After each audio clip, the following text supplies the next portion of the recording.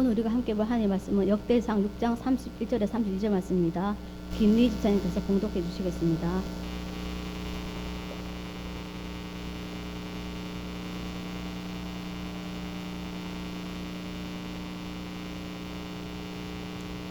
성경 봉독하겠습니다. 언약궤가 평안한 곳을 얻은 후에 다윗이 이 아래에 무리를 세워 여호와의 집에서 찬송하는 일을 맡게 하매 솔로몬이 예루살렘에서 여호와의 전을 세울 때까지 저희가 회막 앞에서 찬송하는 일을 행하되 그 반열대로 직무를 행하였더라. 아멘.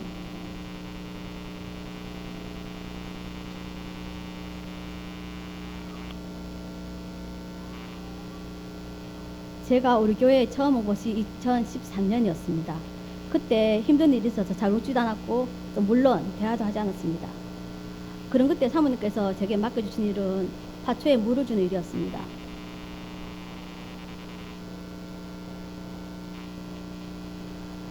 원의 치료를 하신 거죠. 그런데 그 일이 얼마나 즐겁던지 가장 먼저 나타난 변화는 꽃들에게 말을 거는 것이었습니다. 그리고 그 다음 변화는 제 입에서 흥얼흥얼 찬송이 나온다는 것이었습니다. 뭐 어제와 똑같은 오늘인데 뭔가 새롭고 다르더라고요. 그리고 두 번째 나타난 변화가 찬송이었었는데 요즘 제가 새로운 즐거움이 생겼습니다. 바로 권사님들의 인생 이야기를 듣는 것입니다. 제가 이야기해 주세요라고 말하지 않았는데 이런저런 얘기를 하다 보면 자연스럽게 과거 이야기가 나오는 것입니다. 그런데 그분들 이야기를 듣다 보면 짧든지 길든지 책으로 몇 권은 좋게 나오겠군 생각이 들었습니다. 그런 삶을 사셨으니까 그 삶이 생활에서 또 말로 생활로 나타나는 것이 아니겠군 생각이 들었습니다. 이학년이 쓴 야설이라는 한시를 보면 답설이라 준거 불수 호란해 금일야 행적 수적 후인정 이렇게 기록되어 있습니다. 백번 김구 선생님은 이 시를 자신의 좌우명으로 읽었습니다. 그 뜻이 눈 덮인 들길을 걸어갈 때 함부로 흐트러지게 걷지 마라. 오늘 남긴 네 발자취는 바로 뒤에 오는 사람들의 이정표가 될 것이라 라는 글입니다. 이렇게 눈길을 걸으면 분명히 흔적이 남습니다. 우리 인생도 마찬가지입니다. 평소에는 그렇지 않다가도 어떤 흔적을 만나면 반드시 어떤 흔적이 남습니다. 인생에 남는 흔적을 사람들은 사연이라고 합니다. 목사님께서 몇 주 전에 언급하신 목사님이신데 우리나라 기독교에 큰 족적을 남기신 한경직 목사님 이런 말씀하셨습니다. 그리스도인의 가정은 좋은 기업, 좋은 사연을 물려주는 가정이라야 한다 라고 말이죠. 오늘은 성경에서 남다른 사연을 간직한 집안을 소개하고자 합니다. 바로 보라의 집안입니다. 먼저 고라의 삶을 한번 살펴보도록 하겠습니다. 보라가 어떤 사람입니까? 가인, 사울, 여로보암, 아나니아, 삽비라 등과 함께 성경에서 좋지 못한 인물의 한 획을 그은 사람입니다. 악인의 대명사죠. 민수기 16장에 보면 이스라엘 백성들이 출애굽을 하여서 아직 나라다운 면모를 갖추지 못했을 때 모든 것이 힘들고 어려웠던 그 시절에 마음과 힘을 모아서 나라의 기틀을 만들어 하여 바로 그때 권력욕을 가지고 당을 지어서 모세와 아론에게 반기를 듣던 사람이 바로 보라입니다. 민수기 16장 1절을 보면 레위의 중손 보아스의 손자 이스할의 아들 고라와 루벤 자손 엘리압의 아들 다단과 아비람과 벨렛의 아들 온이 당을 짓고 라고 기록하고 있습니다. 신약성의 갈라디아서에서는 육체의 일은 분명하니 곧 음행과 더러운 것과 호색과 우상숭배와 주술과 원수 맺는 것과 분쟁과 시기와 분냄과 그리고 당 짓는 것과 분열함과 이단과 투기와 술 취함과 방탕함과 또 그와 같은 것들이라. 전에 너희에게 경계한 것 같이 경계하노니 이런 일을 하는 자들은 하느님의 나라를 유업으로 받지 못할 것이요 라고 말씀하고 있습니다. 당 짓는 것 또한 육신의 일이며 하나님의 나라를 유업으로 받지 못할 것이다 라고 엄하게 말씀하고 있습니다. 그런데 고라는 당을 지었습니다. 바로 육신의 일을 한 것이죠. 사도 바울은 로마서에서도 이렇게 말했습니다. 육신을 쫓는 자는 육신의 일을, 영을 쫓는 자는 영의 일을 생각하나니 육신의 생각은 사망이요 영의 생각은 생명과 평안이니라. 육신의 일을 생각하는 고라와 당을 지은 사람들의 눈에 비친 모세입니다. 민수기 10장 13절에 보면 내가 우리를 적과 꿀이 흐르는 땅에서 이같이 이끌어내어서 광야에서 죽이려 함이 어찌 작은 일이기에 오히려 스스로 우리 위에 왕이 되려 하느냐 라고 말이죠. 하나님께서 약속하신 땅 가나안 때에 친히 적용시킨 이 언약의 말, 나단과 아비람은 실로 폐역하게도 우상과 세속의 땅인 애굽에 적용시키고 있습니다.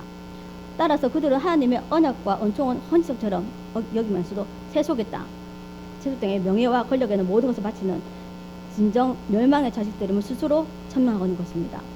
스스로 왕이 되려 한다라는 뜻은 저격하면 우리 위에서 계속해서 주권을 잡으려 한다라는 뜻입니다.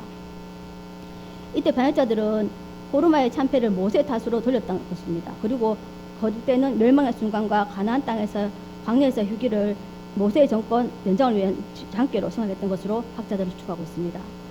반역을 일으키며 고라가 속한 무리와 모세를 향해 내뱉은 말입니다. 하나님은 가나안 땅이 젖과 꿀이 흐르는 땅이라고 하셨는데 이들은 자기들이 나온 땅, 곧 애굽이 젖과 꿀이 흐르는 땅이라고 생각한 것입니다. 하나님은 살 길을 열어주시려 하는데 이들은 광야에서 죽이려 한다라고 오해하고 있는 것입니다. 모세는 이스라엘 백성의 지도자가 되는 것을 원치 않았습니다. 여러 가지 이유로 되었는데 하나님께서 설득해서 콧겨서 하나님 사람이 된 사람입니다. 하나님이 세운 사람입니다. 그런데 이들 눈에는 모세가 스스로 왕이 되려 한다는 야망이 불타는 사람으로 보였던 것 같습니다. 참 삐딱선을 타도 이런 삐딱선이 없습니다. 육신의 일을 생각하면 매사가 삐딱하게만 보이는 것입니다. 결국 주위 사람들은 준동하고 뚜렷한 주관 없이 다른 사람들의 의견에 따라 움직이는 사람 250명을 모아서 반란을 일으켰습니다. 하나님의 준엄한 심판을 받고 맙니다. 고라가 회중을 회막 문 앞에 모아놓고 모세를 대적하려 할 때 하나님의 영광에 나타나서 고라와 다단과 아비람 그들의 가족 그에 속한 사람들은 갈라진 땅속에 파묻혀버리고 말았습니다. 그를 분양하던 250명은 하나님께서 나온 불에 타서 죽고 맙니다. 하나님의 심판이 지진의 형태로 급작스럽게 격렬하게 진행됐음을 알 수 있습니다. 이것은 하나님께서 고라 일당의 반역에 대해 여태껏 참고 또 참았다는 사실을 시사합니다. 모세 사촌이었던 고라는 이스라엘 역사뿐 아니라 연면에 흐르는 구속사에서 씻을 수 없는 오명을 남긴 인물입니다. 그렇다면 이 고라의 후손들은 어떻게 되었을까요? 옛날에는 반역죄는 신가, 외가, 저가 3족을 멸했습니다. 그리고 연좌제가 있어서 그 후손들은 신가는 4대, 저가는 3대, 외가는 2대까지 벼슬 자리를 못했습니다. 두고두고 역적의 집안이라는 꼬리표를 달고 살아야만 했습니다. 도대체 반역자 고라의 자손은 그 후에 어떻게 되었을까요? 고라 후손들을 한번 살펴보도록 하겠습니다. 찾아놓으신 역대상 6장 32절 33절 함께 읽어보도록 하겠습니다. 솔로몬이 예루살렘에서 여호와의 진을 세울 때까지 저희가 회막 앞에서 찬송하는 일을 행하되 그 반열대로 직무를 행하였더라. 직무를 행한 자와 그 아들들이 이러하니 고아세 중에 헤만은 찬송하는 자라. 저는 요엘의 아들이요 요엘은 사무엘의 아들이요. 아멘. 이 족보의 주인공은 헤만입니다. 헤만은 이스라엘의 최고 전성기였던 다윗왕 때 성막에서 예배를 드릴 때 찬양대하던 찬양대 지휘자였습니다. 당시 전국에서 하나밖에 없는 찬양대 지휘자였기 때문에 굉장히 중요한 인물이었습니다. 거기다가 통례적으로 성경에서 인물을 소개할 때는 2대까지만 소개를 합니다. 그런데 이 사람 무려 22명의 조상 언급하고 있습니다. 상당한 인물임을 알 수 있습니다. 이 사람 족보를 쭉 읽다 보면 눈길을 사로잡는 곳이 두 군데 있습니다. 먼저 33절과 30절을 읽어보겠습니다. 33절은 직무를 행하는 자와 그 아들들이 이러하니 그아세 자손 중에 헤만은 찬송하는 자라. 저는 요엘의 아들이요 요엘은 사무엘의 아들이요.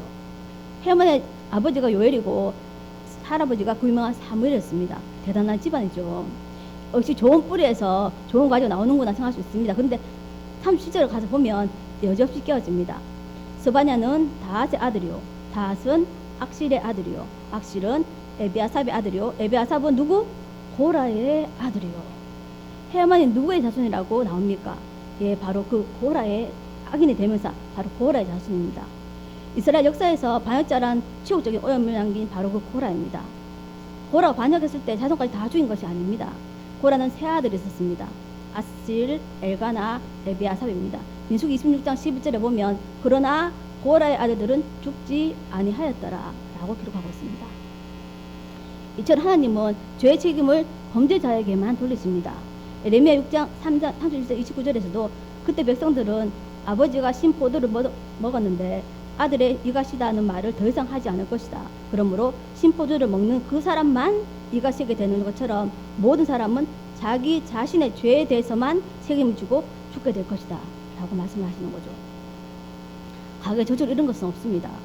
반역의 주동자 고라의 집안은 끝나지 않고 그 후손 중에서 사무엘이 나오고 또 그 후손 중에 해만 같은 사람이 나왔던 것입니다. 놀라운 일입니다. 뿐만 아니라 역대상 9장 17절에서 19절 말씀 보면 문지기는 살룸과 악국과 달몬과 아이만과 그 형제들이니 살룸은 그 두목이다. 이 사람들은 전에 왕의 문 동편 곧 레위 자손의 영의 문지기며 고라는 고레의 증손 엘비아삽의 손자 고레의 아들 살룸과 그 종족 형제 곧 고라의 자손이 수종되는 일을 맡아 성막 문들을 지켰으니 그 열조도 여호와의 영을 맡고 그 들어가는 곳을 지켰으며 라고 말씀합니다. 17절에 성전 문지기를 일했던 살룸과 그의 형제들이 소개되는데 그들 또한 고라의 자손들입니다. 성전보를 지키는 일을 아무한테나 맡길 수 없습니다. 가장 확실하고 믿을만하고 충성스러운 사람에게 맡기는 것입니다. 역대상 9장 3절에 보면 고라 자손 살룸의 장자 마띠다라 하는 레위 사람은 남비에 지지는 것을 맡았으며 이것 다른 번역본에서는 레위 사람 마띠다는 항상 음식 재물을 쓸 떡 굽는 일을 맡았다. 그는 고라 후손으로 살룸의 맏아들이다 라고 말씀하고 있습니다. 음식을 만들었다는 것입니다. 반역자의 피가 흐르는 집안에서 그토록 충성스럽고 믿음만한 사람들이 나왔다는 것은 믿기지 않은 사실입니다. 이것이 고라 후손들의 이야기입니다. 모름지기 나라가 기풍이나 사회 풍토, 집안 가풍이라는 것은 잘 바뀌지 않습니다. 고라의 피 속에는 권위에 항거하고 당을 짓고 반역을 일삼는 기질의 피가 있었습니다. 그런데 그 후손들은 찬송하는 사람, 너무 믿음만해서 성전 보물을 지키는 문지기뿐만 아니라 생명과 직결되는 음식을 만드는 사람들이 있었다는 것입니다. 전혀 다른 기질의 사람들입니다. 그 피가 아닌 것 같습니다. 그리고 무엇보다도 고라가 물려준 집안의 사연은 영원히 수 없는 부끄러움과 육된 사연입니다. 그런데 후손들은 보란듯이 그것을 극복하여 살아가고 있는 것입니다. 어찌된 일일까요? 추억적인 사연을 물려받은 사람들이 이토록 아름다운 사연을 남기며 살아가는 사람들이 된 이유가 있습니다. 어디 있을까요? 첫 번째는 당연히 하나님의 은혜입니다. 하나님께서는 고라의 집안을 발본색원하여 차단하시지 않으셨습니다. 좋지 않은 일의 근원 원인을 완전히 없애버리지 않으시고 다시 기회를 주셨습니다. 사랑하는 성도 여러분, 우리가 믿는 하나님은 다시 기회를 주시는 분이십니다. 다른 사람보다 저를 보면 압니다. 저는 팔과 다리 움직이지 못해서 중환자실에 있었습니다. 그때 하나님, 이런 저라도 하나님 사용하시겠다면 저를 하나님께 드리겠습니다 라는 기회를 주신 적이 있는데 하나님께서는 저에게 다시 기회를 주셨습니다. 하나님은 붙들면 어떤 누구라도 어떤 집안이라도 패자 부활전이 있습니다. 베드로를 보십시오. 주님을 부인했던 정도가 아니라 저주까지 했던 사람이 바로 베드로입니다. 그래도 베드로에게는 두 번째 기회를 주셨습니다. 삼손을 보십시오. 사명을 망각하고 여인의 치마폭에 놀아나면서 실패한 사사의 대명사가 바로 삼손입니다. 그리고 다시 머리카락이 자라나서 마지막에 크게 쓰임을 받지 않습니까? 두 번째 기회를 주십니다. 그 고라가 비록 반역자임에도 불구하고 하나님께서는 그 집안에 다시금 기회를 주셨습니다. 사랑하는 성도 여러분, 하나님 붙들면 어떤 실패와 좌절을 맛보더라도 두 번째 기회를 주신다는 것을 사실을 잊지 마시기 바랍니다. 그런데 이 두 번째 기회가 가만히 있는 사람이 오진 않습니다. 내 편에서 기울여야 할 노력이 있습니다. 고래 후손들이 기울인 노력이 틀림없이 있었단 말입니다. 그 노력은 다름 아닌 기도와 찬송이었습니다. 욥기, 시편, 잠언, 전도서, 아가서까지 총 5편을 시가서라고 합니다. 하나님 백성들이 하나님께 드리는 시와 노래와 기도가 기록되어 있습니다. 시가서는 역사 가운데서 하나님 말씀에 순종하고 살았던 사람들에게 하나님이 복을 주시는데 하늘에 놀라운 복을 내려주셨습니다. 그 복을 받은 사람들이 시와 찬미와 신령한 노래로 하나님께 영광을 올려드리고 지혜와 명철과 잠언과 인성용과 노래를 지은 것이 바로 기록된 시가서입니다. 그런데 시편을 보면 놀랍게도 반역자 고라의 자손들이 남긴 시들이 여러 편 있습니다. 42편, 43편은 저자가 없지만 읽어보면 고라의 시구나를 알 수 있습니다. 42편에서 49편까지 총 8편, 그리고 84편, 85편, 그리고 80편, 88편 총 12편입니다. 시편은 모두 노래와 기도입니다. 요즘으로 말하면 찬송가요, 복음성가요, 찬양곡입니다. 고라 자손들이 찬송하며 살았다는 것입니다. 시편 40편 5절 말씀대로 보면 고라 자손들이 감당하기 힘든 인생의 즐거움을 이겨내기 위해서 온변을 치며 고백하던 노래들입니다. 내 영혼아, 내가 어찌하여 낭망하며 어찌하여 내 속에서 불안해하는고. 너는 하나님을 바라라. 그 얼굴에 도우심을 인하여 내가 오히려 찬송하리로다. 나의 영혼아 어찌 낭망하며 어찌 불안해하는가. 너는 하나님만 바라라. 나의 영혼아 어찌 낭망하며 어찌 불안해하는가. 내 얼굴을 도우시는 주를 오히려 찬송하리라. 사랑하는 여러분, 이것이 찬양의 능력, 찬송의 능력입니다. 고라 자손들은 비록 그 조상 고라가 씻을 수 없는 추억을 물려주고 방아쇠의 피를 물려주었지만 다시금 기회를 주신 하나님만을 바라면서 그 아픔과 부끄러움, 그 깊은 절망을 딛고 일어서기 위해서 처절한 기도를 곡조를 붙여 부리며 이겨냈던 것입니다. 저놈은 역적의 집안이야. 저 집안 사람들에게는 일거리 주면 안 돼. 함께 올려서도 안 돼. 바야자의 집안은 벌을 받아도 될 집안이야. 주변에서 이런 몸배찬 정죄와 부정의 소리가 들려올 때 그들은 피를 토하며 이 노래를 한 것입니다. 나의 영혼아 내가 어찌하여 낭망하느냐. 내가 어찌하여 불안해하는가. 너는 너의 하나님을 바라라. 여러분, 찬송한 사람은 꺾을 수 없습니다. 이길 수 없습니다. 찬송으로 기도하는 사람은 세상이 감당치 못할 사람입니다. 반드시 하나님께서 일으키십니다. 내가 좋아했던 불렀던 찬송이 어느 날 나를 이끌어 갑니다. 입술로 불렀던 찬송이 가슴 울리고 혈관을 타고 온몸 구석까지 흘러가게 되며 뇌파가 바뀝니다. 부정의 뇌파에서 초긍정의 뇌파로 바뀝니다. 하나님의 마음에서 감흥이 일어납니다. 결국 인생이 바뀌고 기도가 결실되는 역사가 일어납니다. 제가 좋아하는 동생이 전해준 이야기인데 결혼한 지 얼마 안 되어서 자신의 시할머니가 찬송가를 자주 부른다는 거예요. 그래서 내가 권사님이시니까 당연히 찬송가를 부르겠지 생각했습니다. 근데 찬송가를 몇 곡만 부르는 것이 아니고 처음부터 끝까지 다 부르신다는 거예요. 그래서 제가 아니 찬송을 어떻게 다 하셔? 라고 하니까 아는 찬송은 알아서 부르고 모르는 찬송가는 모두 예수 사랑하심 곡에 맞춰서 부른다는 거예요. 사랑하는 성도 여러분, 찬송하십시오. 고통 이겨낼 수 있는 위로를 줍니다. 원망으로 그러지 않도록 방향을 잡아줍니다. 여러분 찬송하십시오. 낙관 속에 있는 주변 사람들이 은혜 받고 일어서는 역사가 일어납니다. 사랑하는 성도 여러분, 찬송하십시오. 내 속 은혜가 흘러 들어와서 내가 변하고 내 집안이 변하고 은혜와 감사 사연으로 바뀌는 역사가 일어납니다. 탈무드에서는 이런 글이 있다고 합니다. 세상에서 가장 지혜로운 사람은 누구인가? 어떤 경우에도 배움의 자세를 잃지 않는 사람이다. 세상에서 제일 강한 사람은 누구인가? 자신과 싸우면서 이기는 사람이다. 세상에서 제일 행복한 사람은 누구인가? 지금 모습 그대로를 감사하는 사람이다. 감사하는 사람들이 행복한 사람입니다. 지금 현재 상황을 보면 막막할 수 있습니다. 먼저 감사하며 찬송 불러보십시오. 이 사람이 행복한 사람입니다. 시편 147편 1절에 보면 할렐루야 우리 하나님을 찬양하는 일이 선함이며 찬송하는 일이 아름답고 마땅하도다 라고 말씀합니다. 시편 저자는 여호와를 찬송하라 말씀하시면서 우리 하나님을 찬송하는 것이 좋은 일이며 하나님을 찬송하는 것이 즐겁고 마땅한 일이다 라고 알려주십니다. 그럼 언제까지 찬송을 해야 할까요? 언제나 답은 말씀에 있습니다. 시편 150편 6절에 보면 호흡이 있는 자마다 여호와를 찬송할지어다. 할렐루야. 기쁠 때 슬플 때 하나님이 도우심 필요할 때만 찬송하는 것이 아니라 호흡 있는 동안 일평생 찬송하라고 하나님은 말씀하셨습니다. 말씀도 중요하고 기도도 중요합니다. 말씀과 기도로 경건한 삶을 살아가시는 사랑하는 성도 여러분, 늘 하나님을 찬양하며 하나님 영광 올려드리는 거룩한 삶으로 그리스도의 향기와 하나님의 기쁨이 되길 소망하면서 함께 기도드리겠습니다.